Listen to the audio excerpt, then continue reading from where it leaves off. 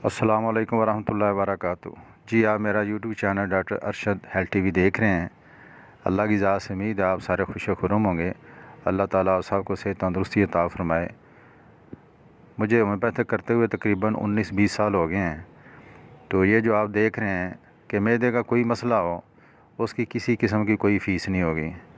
आप फ्री में मुझसे कंसल्ट कर सकते हैं, मशवरा ले सकते हैं। उसके लिए आपको कुछ चीज़ें मुझे बताना होगी। मसलन प्यास लगती है नहीं लगती, मुंह का जायका कैसा है, ज़ुबान की रंगत कैसी है, मैदे में जलन होती है नहीं होती, और मैदा किन चीज़ों से ज़्यादा डिस्टर्ब होता है, कौन सी चीज़ें खाने से मैदे में सुकून रहता है, और कब्ज़ वगैरह, ये सारी चीज़ें आपने मुझे व्हाट्सएप पे बतानी हैं। यही नंबर जो है ऊपर मैंने दिया हुआ है, इसी पे आप मुझे व्हाट्सएप कर सकते हैं। इंशाल्लाह आपकी हर तरह की फ्री में रहनुमाई की जाएगी। अल्लाह ताला हम सब को सेहत तंदुरुस्ती